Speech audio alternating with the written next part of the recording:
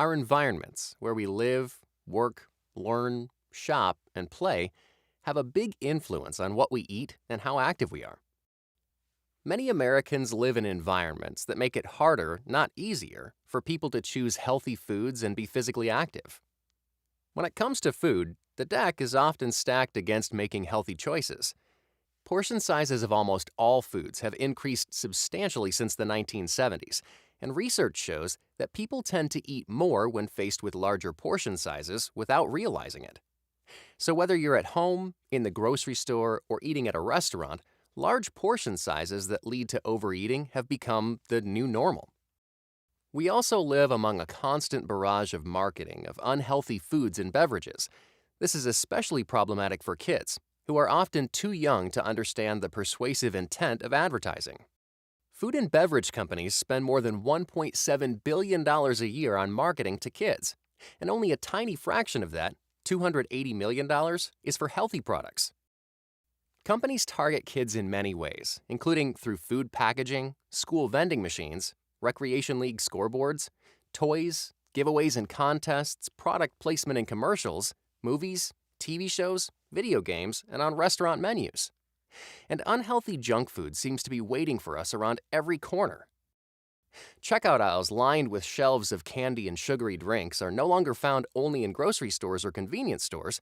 Today, it's hard to find a pharmacy, household goods store, hardware store, even a car wash that isn't selling junk at the checkout.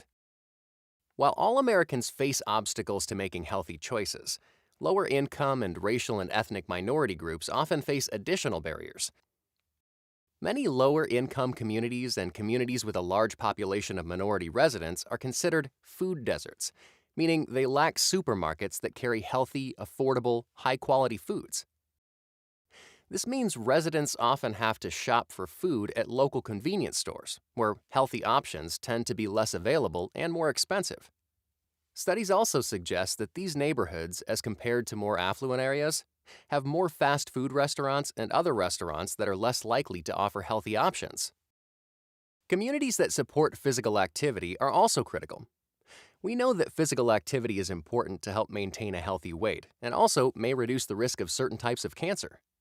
In addition, physical activity may also be beneficial after a cancer diagnosis, reducing the risk of recurrence or death and improving quality of life. Access to parks, gyms, and other opportunities for physical activity has shown to contribute to more physically active lifestyles. Lack of access to sidewalks, parks, and recreation facilities is associated with greater obesity risk. Low-income communities tend to face additional challenges when it comes to supporting physical activity. Studies have found significantly fewer sports areas, parks, greenways, and bike paths in high-poverty areas. Heavy traffic, lack of street lighting, unleashed dogs, high crime rates, and a lack of sidewalks and traffic calming measures are often factors that may present barriers to physical activity, particularly in low-income areas. Safe and accessible communities can help promote physical activity among kids. Walking or biking to school contributes to kids' activity levels, and programs like the Safe Routes to School program, which helps create opportunities for children to safely and conveniently walk or bike to school, have been found to increase the number of children walking or biking. Physical education and physical activity in schools and after-school programs are also important ways to get kids active.